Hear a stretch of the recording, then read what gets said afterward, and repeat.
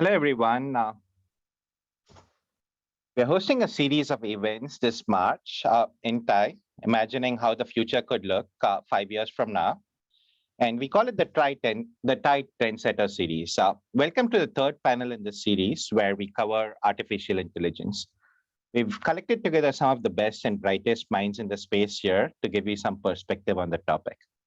So Kirtika Reddy is the panel moderator, and she is the president of Athena SPACs. And she previously was a managing director at Facebook India, and she was a partner at SoftBank VC as well. We have Paraswal Patel, who is a partner at Radical, which is a VC firm focused on artificial intelligence and machine learning, among other things. He's one of the youngest partners you'll see in a major VC firm, and he's a thought leader in the space as well. We have Ashwini Ashokan, who is the founder and CEO of View.ai. It's a Sequoia Capital funded company, and that helps other companies with their digital and AI transformation as well. And they've been one of India's top success stories when it comes to AI, having launched in 2016, and they've scaled pretty rapidly as well. Nick Frost, another panelist, is co-founder of Cohere, a startup which is doing some pretty pioneering work on NLP, on natural language processing. They've raised more than 150 million in venture funding, and he's a Google Brain alumnus as well. So we've got some of the best and brightest folks out here, and they're going to share some very, very interesting perspectives. So I'll hand it off to Kirtika to kick off the panel. Deepak, thank you, and welcome everybody, and a special welcome to our incredible panelists. As Deepak highlighted, we're going to hear both the investor view from Paraswal, and we're going to hear from the founders who are at the forefront of the AI revolution, Ashwini and Nick. I'm Kirtika Reddy, and I have spent my last stint with SoftBank Vision Fund. I spent 3 years investing with the core hypothesis that AI and data is changing every industry as we know it.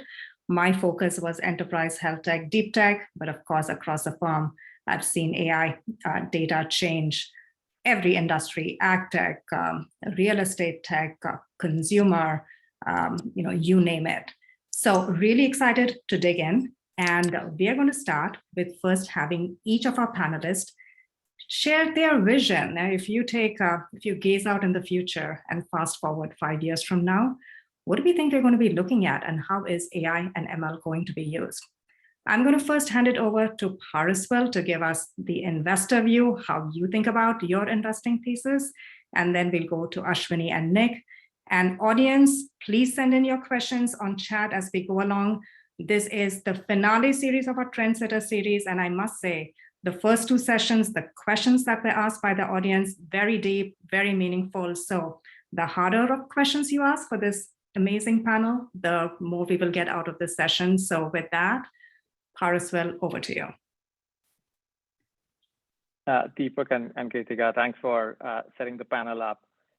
As I was instructed, I'm going to actually share a couple of slides that lay out who we are and the vision for the future. So as Deepak mentioned, we are Radical Ventures. We invest in everything AI. So we invest in both horizontal AI infrastructure that includes both hardware and software. Nick is here. He's one of the co-founders of one of our portfolio companies, Cohere. And then as Kirtika was mentioning, we've seen AI transform pretty much every industry out there. And we invest in a lot of those businesses too. These are businesses that solve problems in a particular industry. These are some of our portfolio companies. There's a longer list out there on our website. And now just switching gears and talking about the AI innovation phases. So this is an oversimplified framework that I have put together just to kind of put my mind around kind of the problem set around AI and how innovation has happened in the space. So the way I think about this is modern AI, deep learning as we call it, is kind of really came to the forefront in 2011, 2012 around the ImageNet breakthrough that Jeff Hinton and a couple of his students had. And that kicked off the first wave of innovation. So the first set of companies that were started in that early part of that decade, I call them kind of research-driven AI startups. These were startups that were trying to solve a lot of problems. They were pioneers in the field. They were very early, but they had to grapple with building basic infrastructure as well as innovating on algorithms, as well as solving problems in industries. And a lot of them were trying to go after horizontal, general purpose AI platforms. They did find it a bit difficult to scale given kind of the lack of infrastructure that was out there and the adoption challenges. And quite a few of them ended up as acqui-hires for larger organizations that we know of because those organizations had the scale and the capital to continue sustaining these businesses. The second wave that we are part of right now is symbolized by building both scalable infrastructure and applying AI using that infrastructure to solve vertical specific problems. So as I was talking about in the previous slide, there are companies that are building AI specific hardware chips that make it easier to train neural networks. They make it easier to run inference applications on them. And then there are companies that are building software solutions. Cohere is an example. Part of Ashwini's business also does that. And there are a number of MLOps tools out there that are making it easy for all enterprises and startups around the world to deploy AI technologies. And then a number of startups are using these technologies and enterprises are using these technologies to solve a particular problem. And these are, I kind of bucket them broadly as AI for X startups. So AI for radiology, AI for pathology in healthcare, or AI for fraud detection in financial services, and so on and so forth.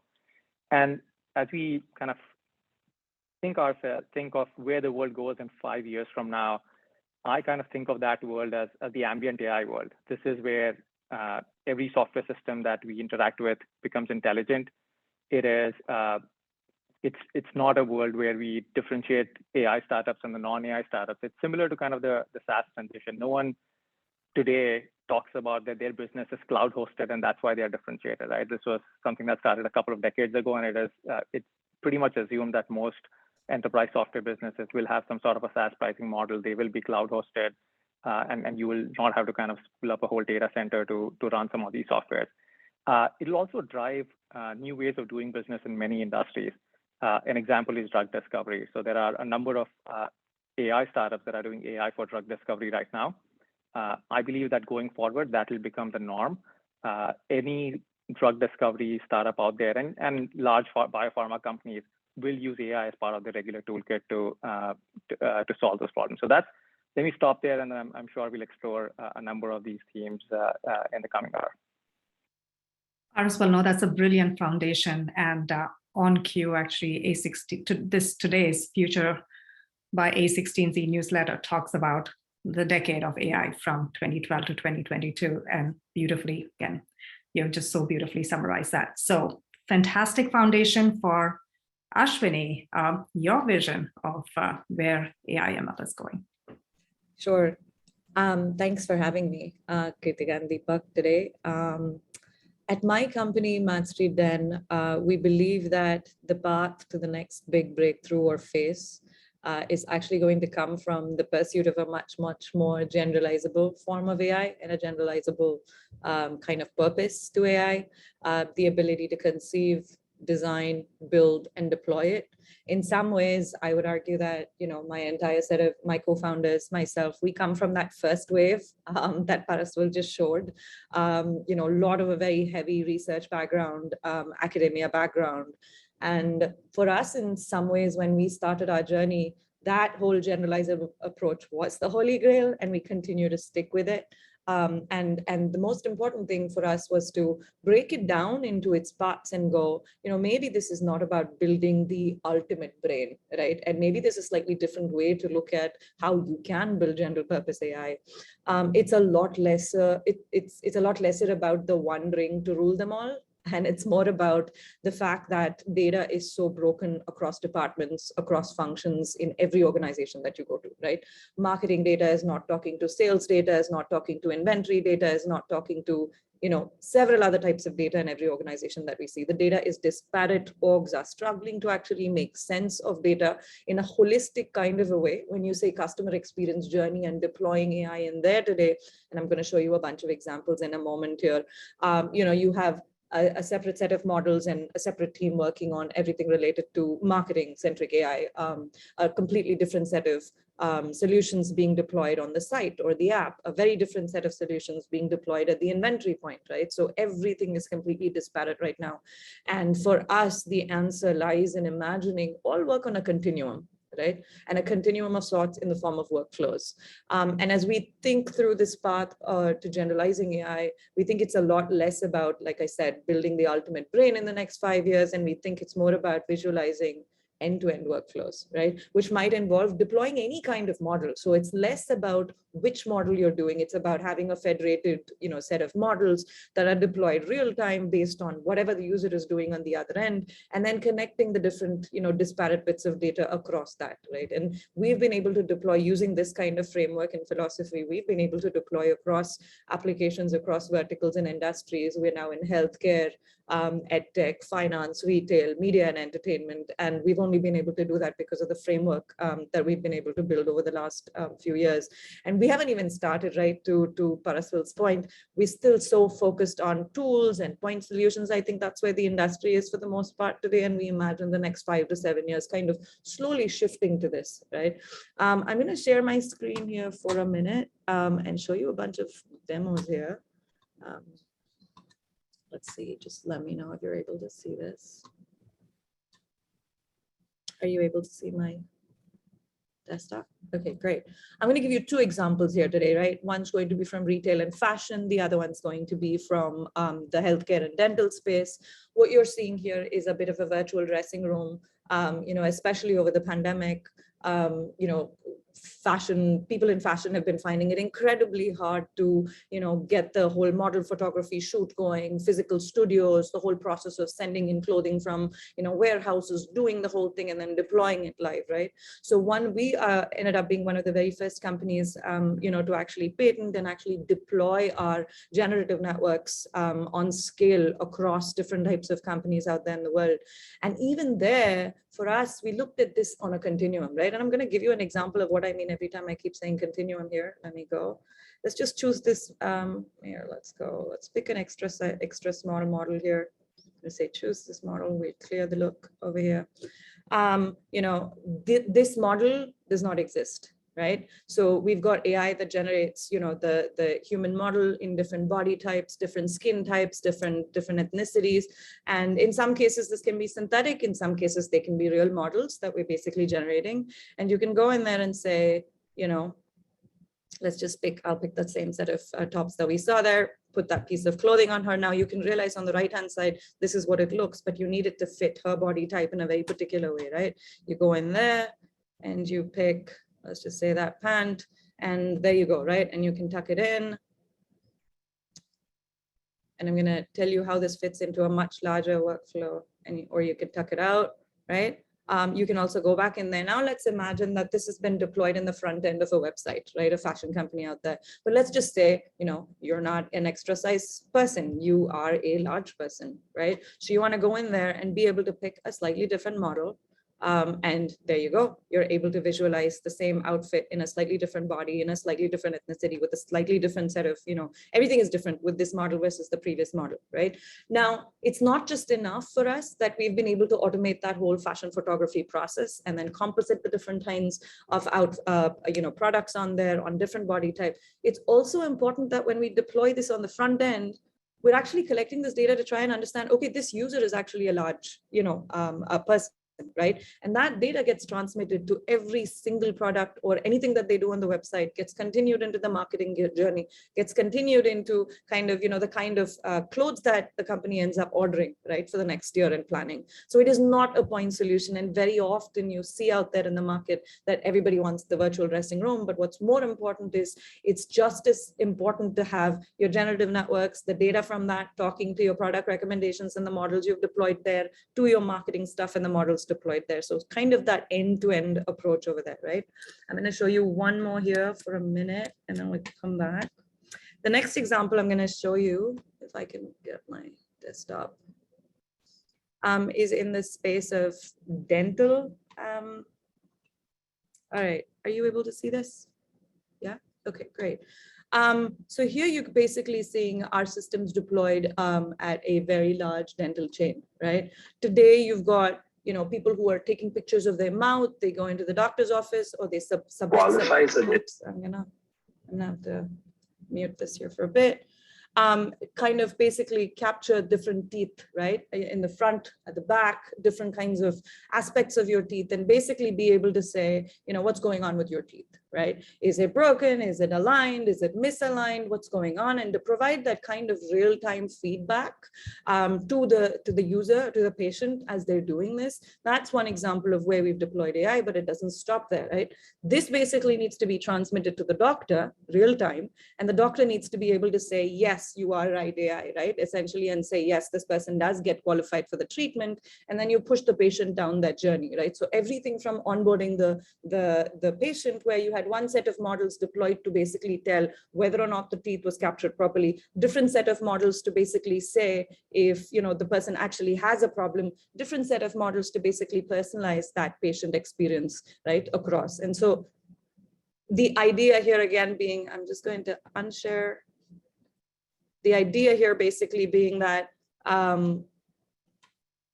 it doesn't matter which part of the workflow you're looking at. It's really important to have a variety of different types of AI deployed in a continuum across workflows, so you can actually have all that data talking together. Ashwini, amazing. And our audience is taking the challenge of asking the best questions or most questions very seriously. So the questions are beginning to flow in fast and furious. We will let Nick go next to just also set the stage before we jump in and start addressing some of the questions coming in. Nick.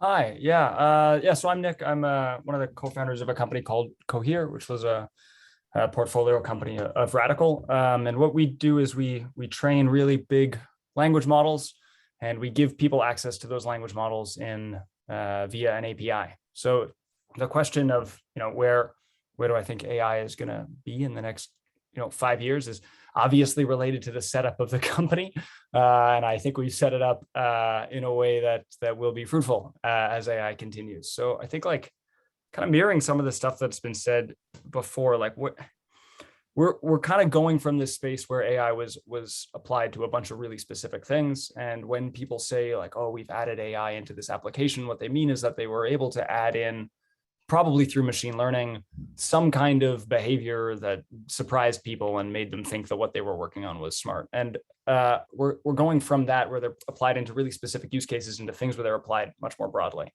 Now, what Cohere does really is amortize the cost of creating large-scale neural networks over a bunch of companies. That's really what we do is we train really big language models ourselves, which are very prohibitive to train. And then by charging people to access them, we've amortized the cost, that large upfront cost of training them over a whole bunch of users. And I think that is where AI is going. It turns out that if you look at the most powerful systems, the most artificially intelligent, whatever that means, which in this case probably just means the stuff that really surprises people, you're able to get a computer to do something that people didn't expect it to be able to do. When you look at the systems that can do that the most, they're all huge. And they're all huge in the amount of data that it took to train them. They're huge in the amount of compute cycles that were required to train them. They're huge to serve. You require a whole bunch of GPUs or hardware accelerators to serve them. And so they're kind of prohibitive.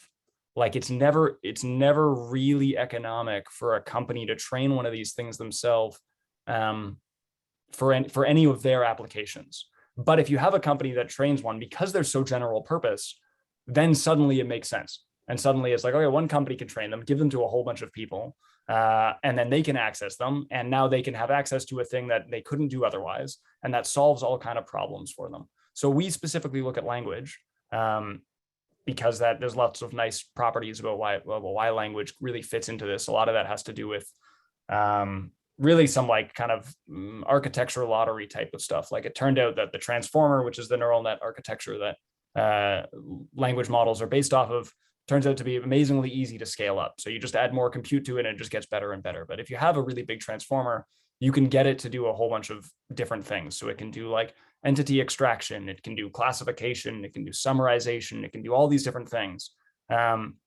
which alone probably don't justify the cost of training the model. Like it alone, like unlike, like some of the GANs we were just looking at are generating those images, like, that's such a powerful technique. And the amount of compute required to train those things is smaller. And so it makes sense to train a model, like when you train a GAN, a cycle GAN or something, or I don't know what you're using, but you're training a model for a very specific purpose, and it's feasible. But to use a large language model for classification is really overkill unless it's going to do a whole bunch of other things, and you can amortize the cost of that over other people. So I think that's where AI is going. Like, I think in 5 years, tons of people will make tons of network-based requests to neural nets that they didn't train to do all kinds of specific things. And those neural nets may be fine-tuned on their data. They may be like integrated into their system. They won't be hosting them because they're prohibitive to host even. But like throughout all, like it will go at some point, I think, if you go onto any website, there'll be many different neural networks that were hit at some point during your interaction, and they will be distributed all across the world via network requests. So that's very different than what we have now. But it's very similar to the kind of cloud computing thing that Parisville was talking about originally, right? Like originally a company would have a website, and the website, they would have somebody to host it. They'd have a person to make sure if it went down to get paged. And now if you hit a website, like who knows what server you're hitting? They're probably on some cloud. That cloud is distributed all over the place. It's probably backed up in a whole bunch of different ways. Like and now it's no longer talked about. Now, as Parisville said at the beginning, like, no one says our company is differentiated because it's on cloud. And network-based requests to huge neural networks is going to do the same thing for intelligent behavior within computing. Yeah. Does that make sense? It's a very exciting world. And Yeah. I think we, painted this in so many different ways, from Parisville talking about how this is just going to be embedded, and Nick, your picture of the number of this, again, becoming more like the cloud business today. So maybe we'll stay with Nick for a minute. What do we need from a technology perspective to enable that? I mean, why can't that happen tomorrow? Well, it can. You've just got to log on to cohere.ai and sign up for the platform. For language models, it's happened. Like for language models right now, if you want to do classification, or you want to do entity extraction, or you want to do chat bots, or you want to do similarity, it's way, way easier. And you'll do better if you use an offering like the one we're offering than if you tried to download something yourself and run it. So that's really happened for language. Now, the reason that happened for language was that we found a pre-training technique that worked amazingly well. And that is, we don't train the model to do classification. We don't train it to do entity extraction. We just train it to read every text written on the web and predict what word is going to come next. And in doing so, end up with something that is good at all these downstream tasks. The reason for that is I said, like an architectural lottery. In that the transformer, which was a neural net technique developed at Google by Aidan Gomez, amongst many others at Google Brain while he was there. It just turns out that if you make that thing bigger and bigger and bigger, it does better and better and better. We haven't really gotten there for a bunch of other real world AI applications. So what's it going to take? Yeah, probably architectural changes.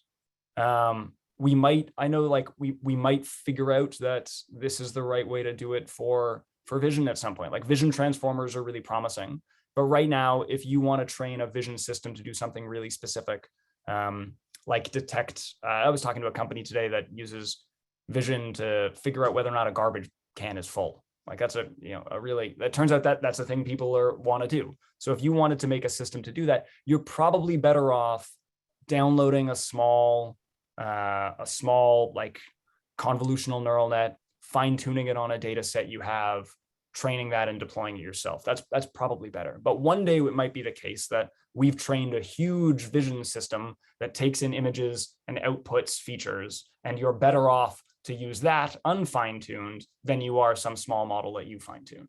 but I think there's a ways to go on like fundamental of neural nets for other domains in order to get there.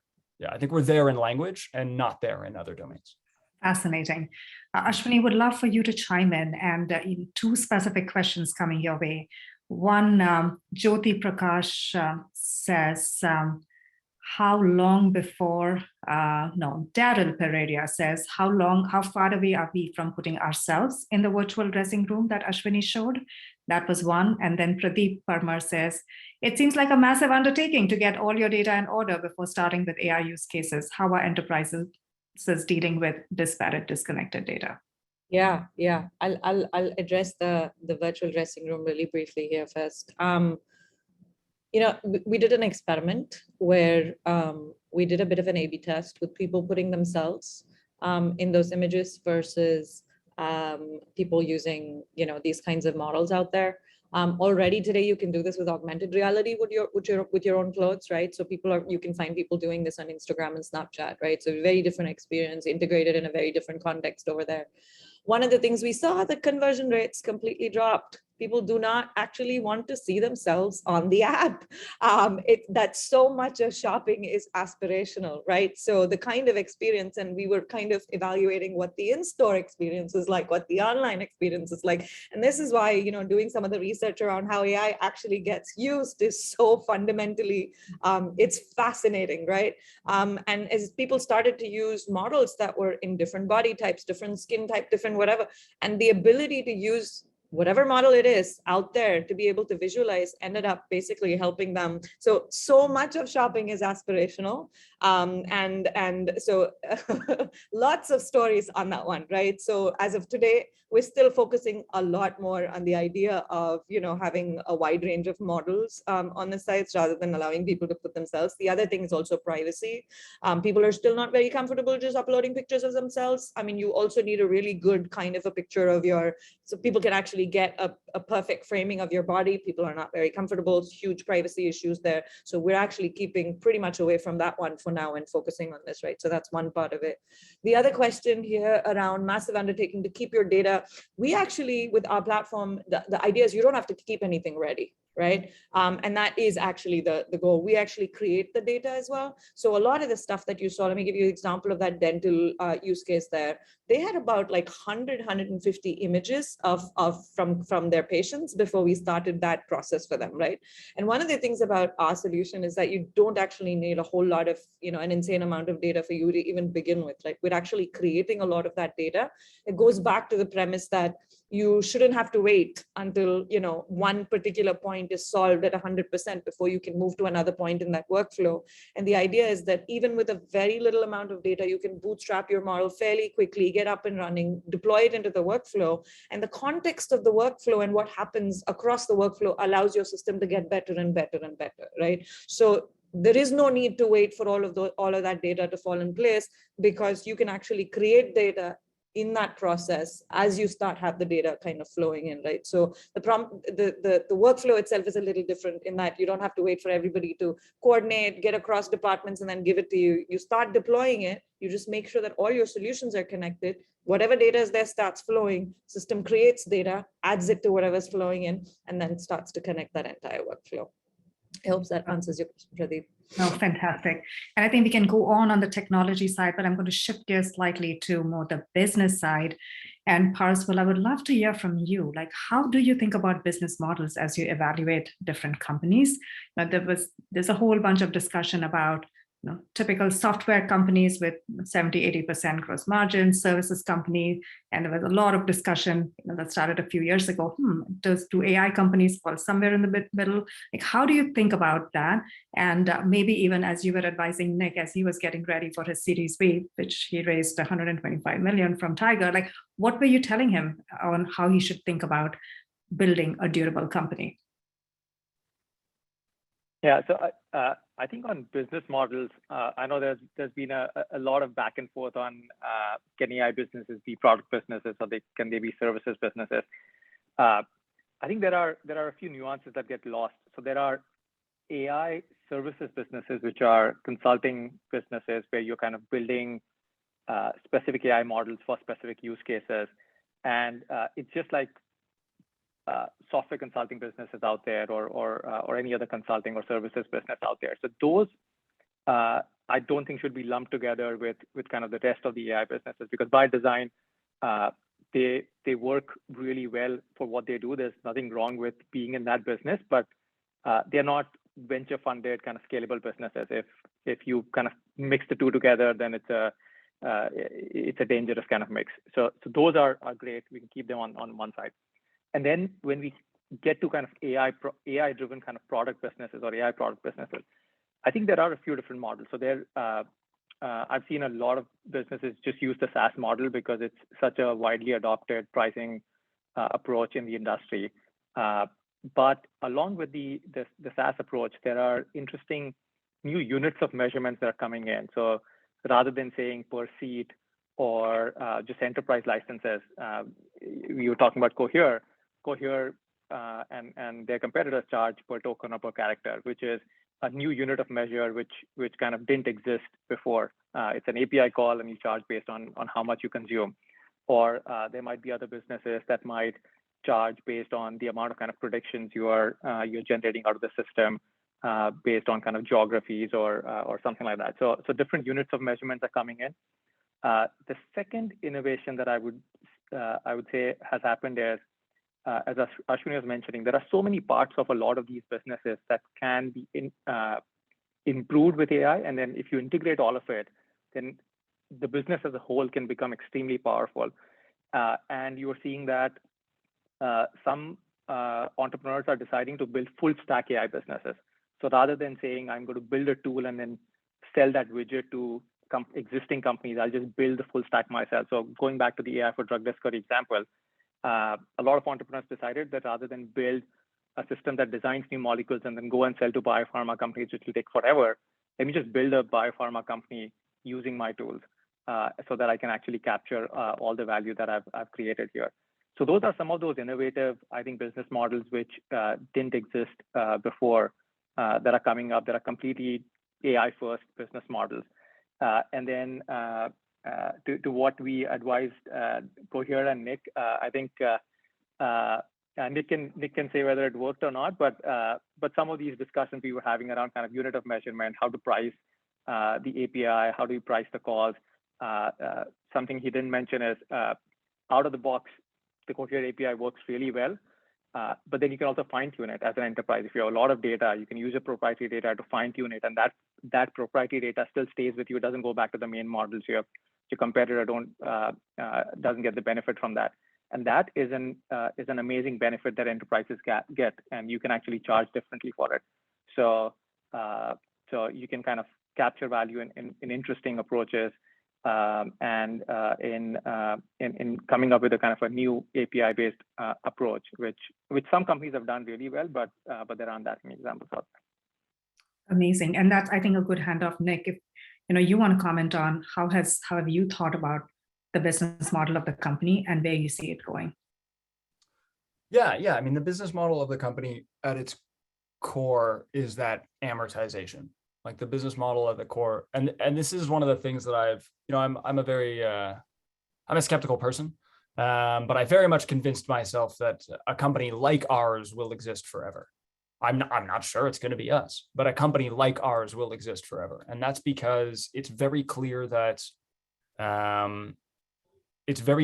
training 2 billion parameter model is better than training 1 billion parameter models. Does that make sense? Like it's not often the case that technology works that way, but it turns out that if you train a really big model, it's very good at lots of things. And if you train a small model, it's kind of okay at one thing. And so that means that a company that exists pretty much just to amortize the cost of creating this really big, good thing, I think will always exist. And at the core, that's the business model. Now, there's lots of that's a very simple explanation, and there's lots more, but it's one thing to create a language model. It's another to give people access to it in a way that is easy to integrate. It's another to give people access that it's easy to understand. And so that people who aren't ML experts can understand how to use this and understand how to plug it in. It's another to build a thing that can take advantage of their moats. Like that's why we've done this fine tuning thing, because there are lots of companies that have developed a whole bunch of data, proprietary data, that if they're not taking advantage of, they're just leaving on the table, and suddenly they're competing with the same thing that their competitors might compete. So there's lots of like, specifics about the economics of that, and like, how, should we charge more for fine tuning? Should we not charge for the act of creating a fine-tuned model, but then upsell when people are using one? There's all kinds of complexities there, but the fundamental business model is just one of amortizing the cost of creating something very complicated and expensive to create, and that exists. There's versions of that all over the place. So I think that's a very standard, solid base. Yeah, and we do have our audience like Leslie saying that her startup, Lexata, is taking advantage of amortization as a customer. So you have strong validation there. Mm-hmm. Ashwini, how about you and how you think about business model and business model innovation? One of the things, I don't know if you folks were talking just about, I think 6 months ago, the folks at A16Z started this storm on Twitter about moving away from the cloud, right? Moving away from SaaS and moving away from, and this was such a, I think there were posts and then there were more posts and then there was an investment announcement. So a lot of that really made sense in the way that the content kind of flowed. But in jokes aside, I think we are seeing that happening on the ground, right? Where more and more companies, and we work typically with like your Fortune 2000, Fortune 5000, we work with very large conglomerates that are dealing with legacy systems, but at the same time that are also dealing with fragmented systems that are producing a lot of data that nobody is really using in there, right? Or have even looked at over the last 5 years. And one of the things we're seeing on the business model side is, the whole you host it, and everything is API and we'll give you based on API. We're slowly starting to see that model shift with more and more of these companies asking for everything to be deployed in their environment, right? So from a business model perspective, I see this coming at us faster than most of us are ready for. Is that really large companies want, and even the small ones for that matter, given everybody is now seeing data as a moat, right? Which means having it sit on your service, having it like be a part of your environment versus theirs is starting to become a bit of an issue. I don't think it was an issue even until like 24 months ago. We had people talking about it, but no one was actively moving. And we're seeing that transition happen as we speak right now, right? Like we are working with companies all over the globe, South America, India, US, Europe, it doesn't matter where people are like, can you deploy it in our environment? Like it's either like on or in a private cloud somewhere. So there's definitely, from a business model perspective, I think AI companies everywhere need to kind of start getting ready for this transition to happen. And it's going to be very interesting to watch, right? Because obviously all of these big corporations are either on AWS or on Azure or, sometimes on Google Cloud, lesser so at this point that we're seeing in the market. But it just means that as an AI company, you're going to have to be ready to cut, copy, paste, and just run it, regardless of the environment. And sometimes you're never going to know what that looks like, right? And so this is one of the biggest trends that we're seeing change and which means obviously from a business model perspective, you really need to think through that unit, which is what Paraswal was talking about, right? Like that there's definitely going to be more kind of innovation around the metrics and the kind of the unit that you're going to charge on. And I think we're going to see a whole range of that showing up in the coming years. Amazing. There were questions also, Ashwini and team, about industries, right? We had examples about retail. We had examples from health tech. What are you seeing? Are you seeing like certain industries move faster, slower? Are you seeing differences in geos? And then actually Jyoti asked, she's a CM interested in IoT, self-driving cars. Do we really think that in 5 years, we will be able to sit and go in a self-driving car? So curious, anyone, maybe we'll start, Ashwini, with you on just verticals, geographical, and would love to get thoughts from Paraswal and Nick. Sure. I'm seeing kind of this conversation happen vertical agnostic sort of way. It's very interesting. We're seeing very small part of our movement. We go up market. We're very much about going up market at this point. We still think it's a while away before we can make it, get to the SMB segment. But it's really interesting that I'm going to answer this question in 3 ways, right? Segments, geos, and industries. We're seeing interest from even SMBs. We're from all over the world, right? Like we've got boutiques like out of, I don't know, like Kansas City mailing us, asking us if we can do this stuff for them, right? Like it's just, and there's not even a whole lot of scale over there. And so I'm beginning to see, regardless of the industry, regardless of the vertical, multiple segments kind of really looking at it through the lens of cost savings, right? Like I need to get more efficient. I need to get more lean. I'm not able to get talent in whatever field that you're looking at, or access to, you know, some kind of an advantage, or people that are, again, it does come to talent. I know we're going to discuss talent in a little bit, but I do think that the talent crunch across the board is getting people of all kinds across segments kind of looking at this. That's the first part of it. From a geo perspective, to be very honest, I do see industries in Asia adopting at a pace that's about 3 to 5 years ahead of the West.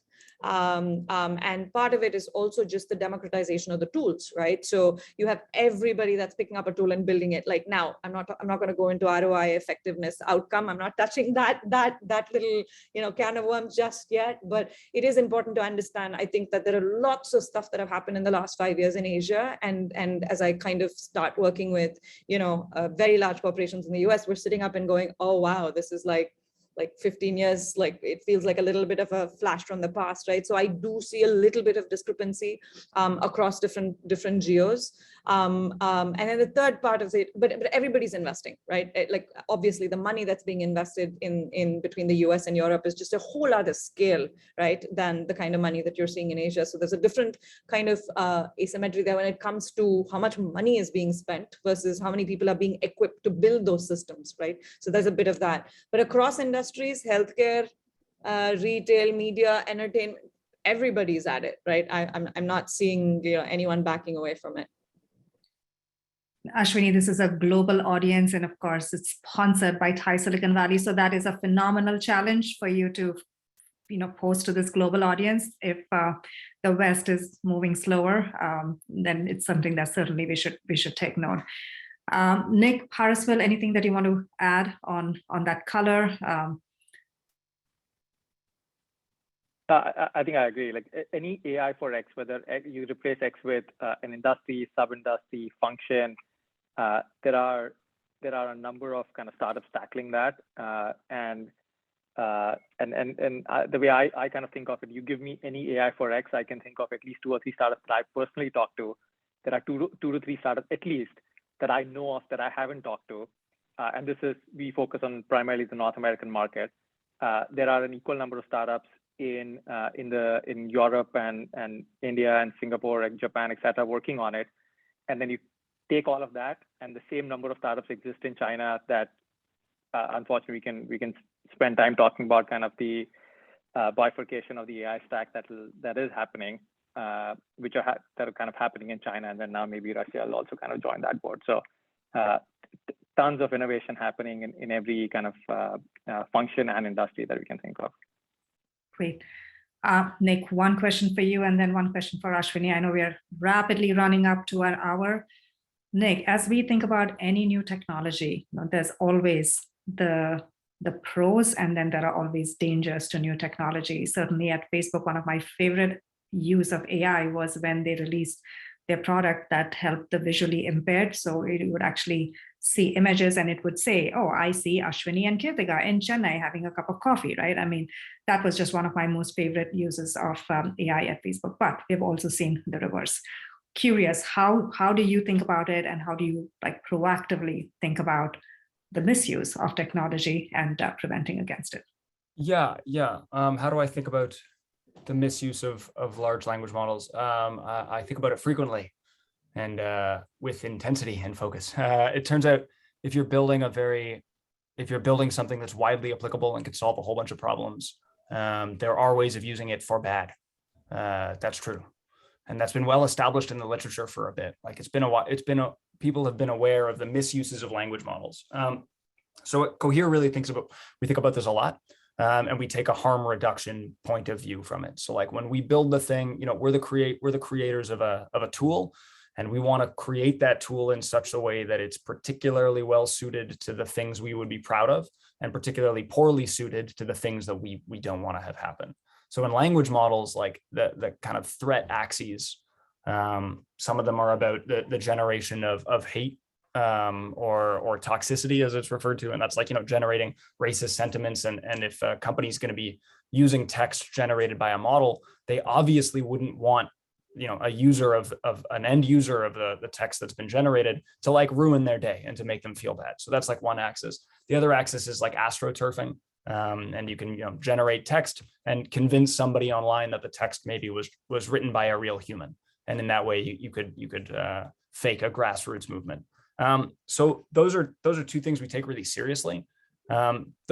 Really what those come down to are like data problems. Like it turns out if you train a language model on all of the web is an amazing place. There's all the best stuff on it. There's also a lot of really bad stuff on it. So if you train a language model on the whole web, you'll get both.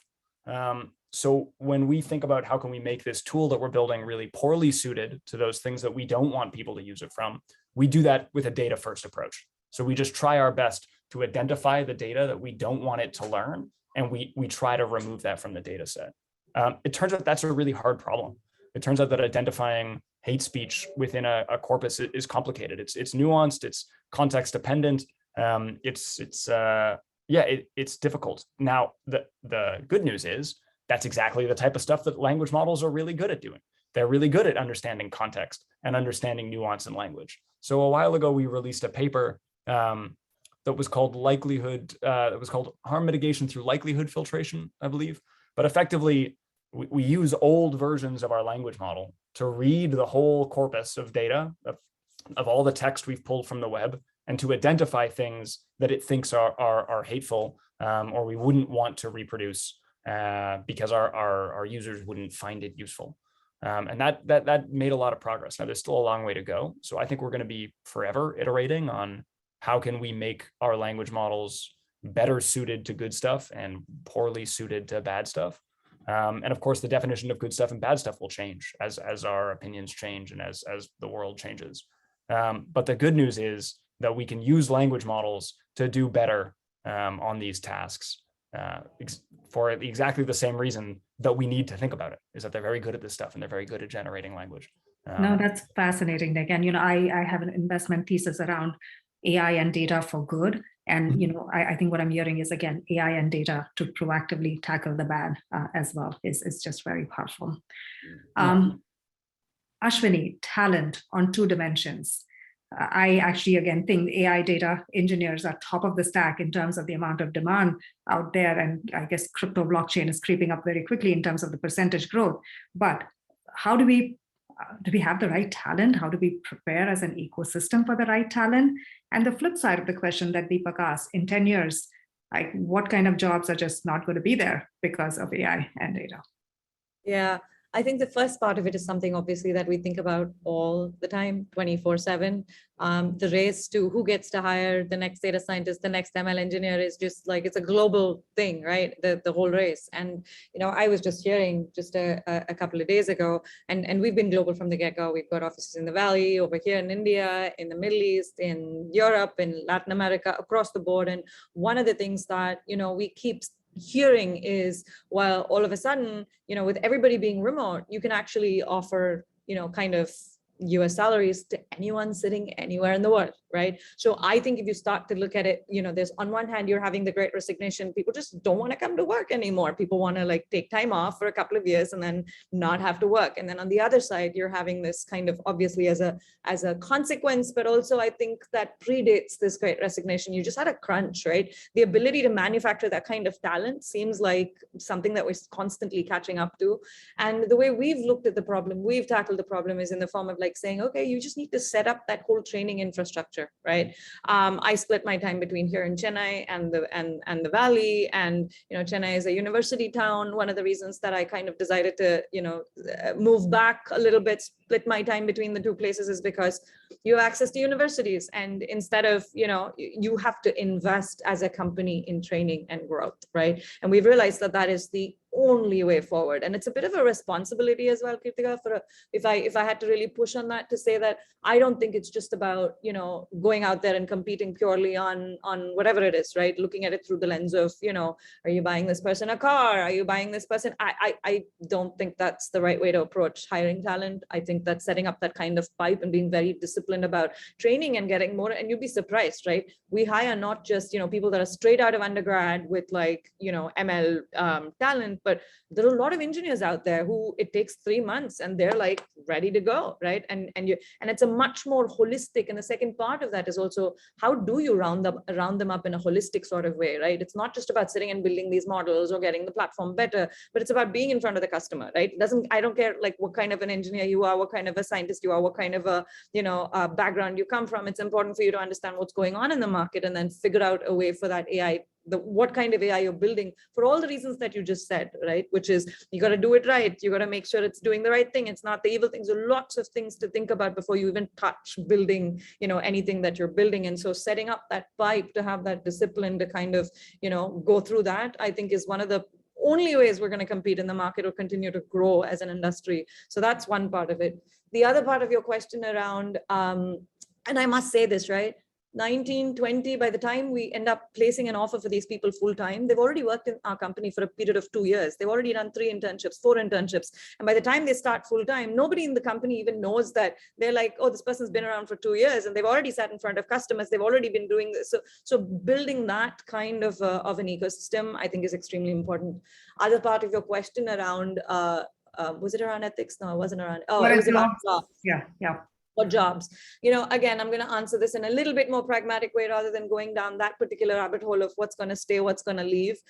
We also tend to hire a lot of stylists, teachers, finance. So we're actually hiring a lot of people from specific domains to participate as part of this, pretty much because of what Nick was saying a little while ago as well, right? Which is, you don't actually need to be a data scientist in the world as we continue to move forward to be able to build models and deploy them, right? You've got the tools out there, you've got systems out there. It's more important for us that whole workflow kind of a principle of, and that whole general purpose thing is true. And so we don't mind, we're hiring people from all domains to come in and operate the tools and the platform that we have. And so I think, another way I'm basically answering your question is by saying, we're hiring a lot of people that have no background in AI that are actually teaching our AI and working with the AI that we're talking about. So it's a bit of a flip side to your question there.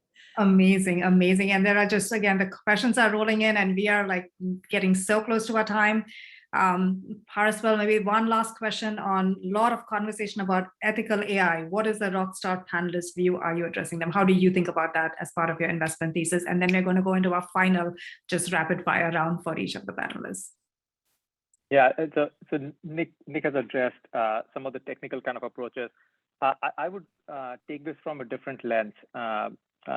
So we, like all other investors, have a set of kind of finance and governance terms in our term sheets. But one way our term sheets are differentiated, because we are AI first investors and we really care about AI kind of being viewed as a technology for positive in the world, is actually have a focus around ethical AI. So our term sheets actually have a clause that the company, if it doesn't have already a structure in place, will think about implications of the AI technologies that they are building, and will have a structure around kind of using the AI technologies that they're building from a good and a positive perspective. So that's how we are thinking of it, from a more systematic and structured approach.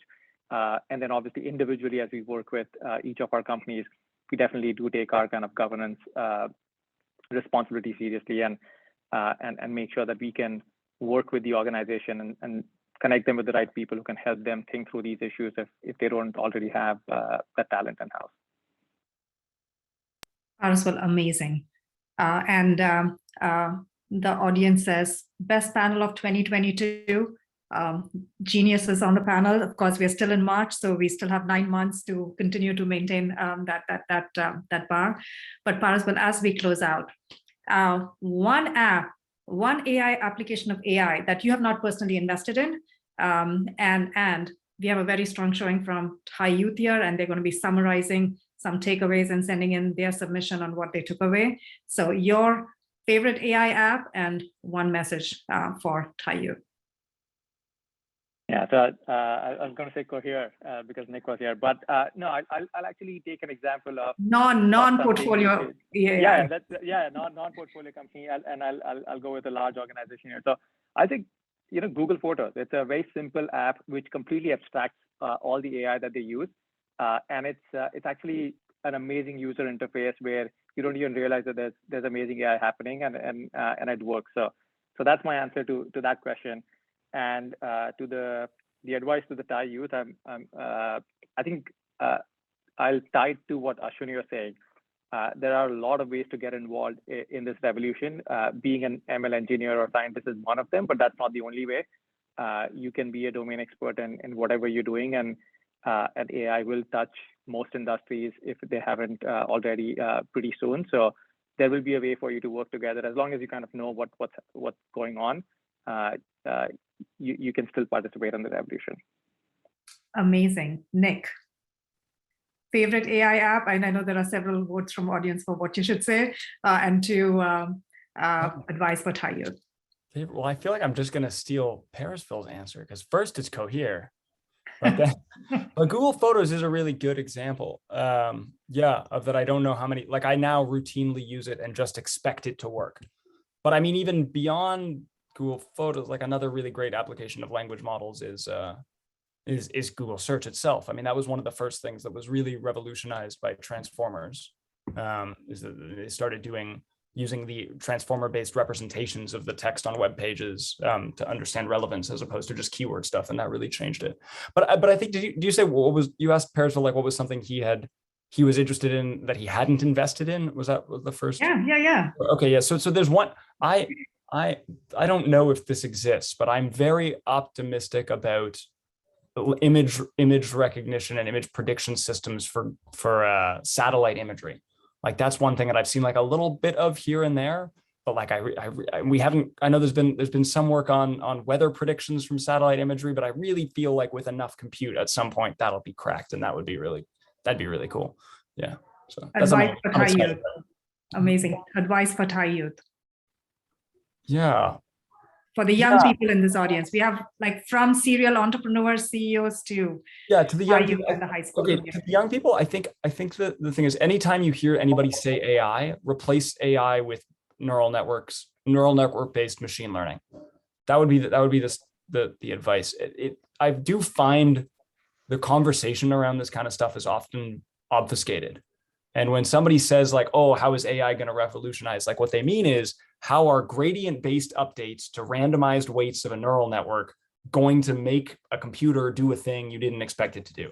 And if you want to be engaged and understand and like learn about it and participate, I think making that string replacement anytime you hear it is helpful. Is to know that like this AI, it's not this nebulous thing, it's not this like wild thing that exists in the ether. It's an algorithm for updating randomized weights. And you can learn how that works, and you can like it's actually pretty simple. It's the chain rule of derivatives. Like you can learn and totally master it and contribute to that as an intellectual pursuit. Amazing. Ashwini.